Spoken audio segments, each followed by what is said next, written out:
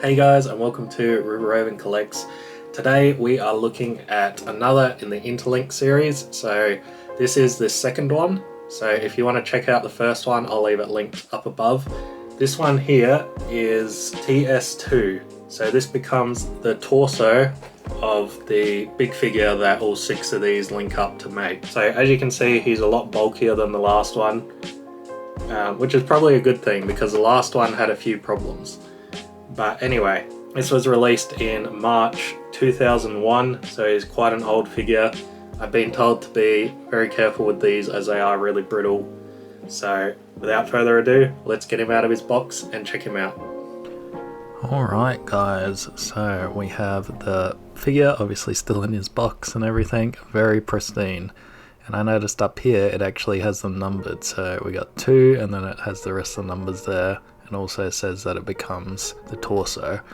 So again, really detailed box, really like this. We got Interlink 6 on the side here. And then we have ultra action figures on this side. Which, yeah, I guess they were pretty ultra.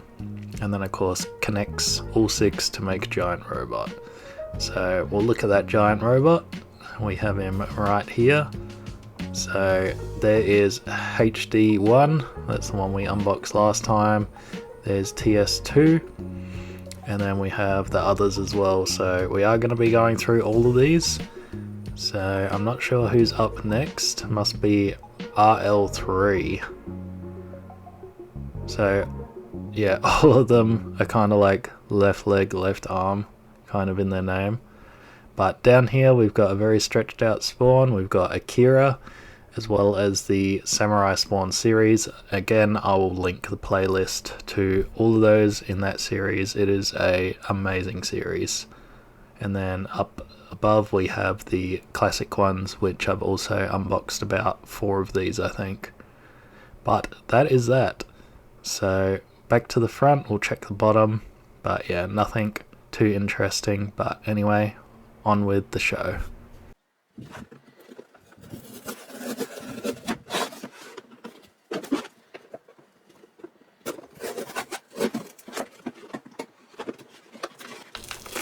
Alright, so something different, we have the 2 and then a green backing instead of a blue, so assuming they're going to be all different throughout the series, but yeah, a nice interesting touch. Now, we'll just get him out here. So there he is, and man, he looks really cool. He looks quite monstrous, but I really like that. And then we've got a few accessories, as well as this pipe, which I assume goes on the stand for the big figure. So yeah, very cool. I'm liking the look of this guy. So just getting the zip ties out now. And man, these are pretty normal ones, but if you go through all my videos, we have had some like really weird zip ties over the times unboxing these. I remember one time there was like pink zip ties for like absolutely no reason, but yeah, anyway, we'll get these off and get him out. So here he is. So he doesn't seem to have as many colours as the previous one, only having the white, black and bronze, but no blue. But yeah, I really like this, all the pipes everywhere and all of that. We've got the same sort of feet. So they're like jetpack feet, I guess you would call them. And then the back's kind of flat with not much detail, but, well, a lot of detail, but it's all hidden because it's all black. But yeah. So let's get this out. So this is like a little shoulder missile thing. So that looks quite nice. And then we've got another one for the other side. So I don't think these will be too hard to get on, but here's the pipe. So I thought we'd just connect this and that just goes in there like this, I think. We'll find out if that is the case, but yeah, just thought I'd put it together. We'll have it all together so I don't lose anything. Next, the little piece of paper, so not really the advertising, but so you need all of these to actually put together the Interlink giant robot. So I thought that was interesting. Actually, yeah, they couldn't fit it all into like one thing.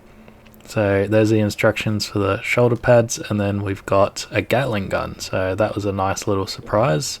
So we'll get these on, and I'm assuming they should just go on really easy. It's kind of a weird piece, but they do slide in really nicely, and it looks like maybe they get used for something else because it's got the same sort of hexagon notch on the outside.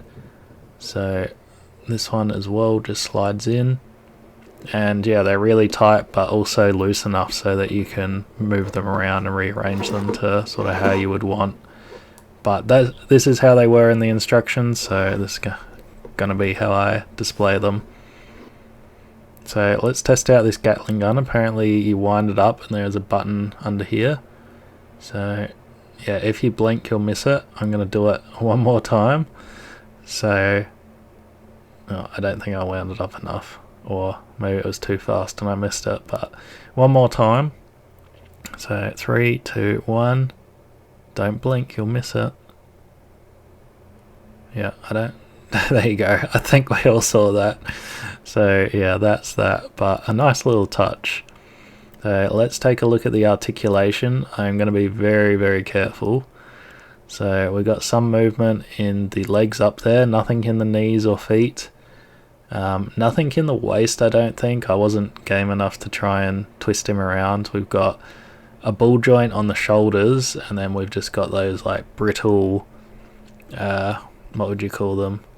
Ratchet joints, that's what they're called, on the elbows. So we've got a pistol this side and a Gatling gun the other side. If you remember last video, I'm glad we don't have a hand. But anyway guys, I'm going to leave you with the showcase and then be back with my final thoughts.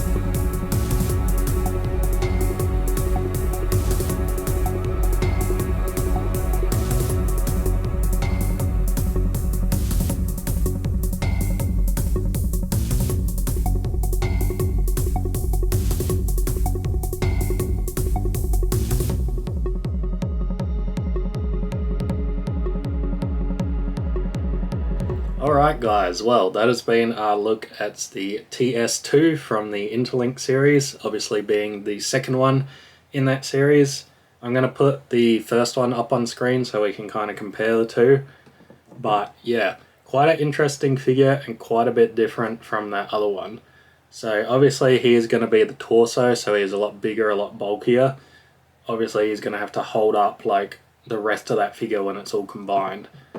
I appreciate that he is bulkier because, yeah, he seems a lot sturdier than the others. Unfortunately, they didn't give him feet, which really sucks because he doesn't want to stand up all that well. But yeah, overall, a whole heap of detail again, and it's really cool that we get that amount of detail with like these really bizarre, unique figures.